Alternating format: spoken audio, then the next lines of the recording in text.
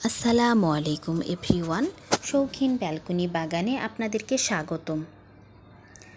আজ কথা বলবো পূর্বা অঞ্চলে কি কি ফলের গাছ রোপণ করা যায় এবং ভালো ফলন পাওয়া যায়। চলুন তাহলে জেনে নেওয়া যাক। আপনারা ডে ফলের চারা রোপণ করতে পারেন। পূর্বা অঞ্চলে ডে ফলের চারা রোপণ করতে পারেন। পূর্বা অঞ্চলে ডে ফলের চারা খুব ভালো হয় এবং ভালো ফলন পাওয়া যায়। আপনারা চেষ্টা করবেন উপযুক্ত গাছগুলো নির্বাচন করার, তাহলে নিশ্চয় ভালো ফল পাবেন। এরপর আনারসের চারা রোপণ করতে পারেন। পূর্বা অঞ্চলে আনারসের চারা খুব ভালো হয় এবং ভালো ফলন পাওয়া যায়।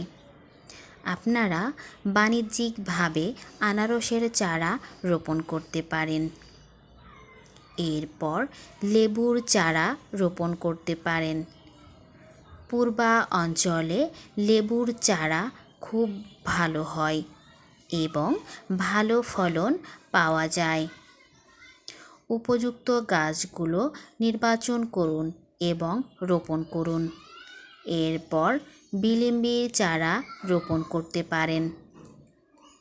পূর্বা অঞ্চলের জন্য বিলিম্বির চারা খুব গুরুত্বপূর্ণ এবং ভালো ফলন পাওয়া যায়। এরপর মাল্টার চারা রোপণ করতে পারেন। পূর্বা অঞ্চলে মাল্টার চারা খুব ভালো হয় এবং ভালো ফলন পাওয়া যায়। আপনারা বাণিজ্যিকভাবে মাল্টার চারা রোপণ করতে পারেন। এরপর অরবরয়ের চারা রোপণ করতে পারেন। পূর্বা অঞ্চলে অরবরয়ের চারা রোপণ করলে খুব ভালো হয় এবং ভালো ফলন পাওয়া যায়। এরপর কুল-এর চারা রোপণ করতে পারেন। পূর্বা অঞ্চলে কুলের চারা রোপণ করলে খুব ভালো হয় এবং ভালো ফলন পাওয়া যায়। এরপর তৈকরের চারা রোপণ করতে পারেন। পূর্বা অঞ্চলের জন্য তৈকরের চারা খুব ভালো এবং ভালো ফলন পাওয়া যায়। এরপর কমলালেবুর চারা রোপণ করতে পারেন। পূর্বা অঞ্চলে কমলালেবুর চারা খুব ভালো হয় এবং ভালো ফলন পাওয়া যায়। এরপর পেয়ারার চারা রোপণ করতে পারেন।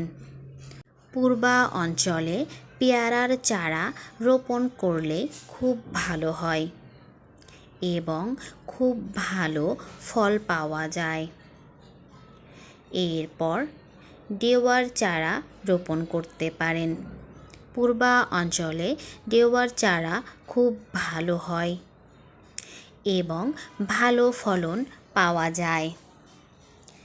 এরপর কামরাঙ্গার চারা রোপণ করতে পারেন। পূর্বা অঞ্চলে কামরাঙ্গার চারা খুব ভালো হয় এবং ভালো ফলন পাওয়া যায়।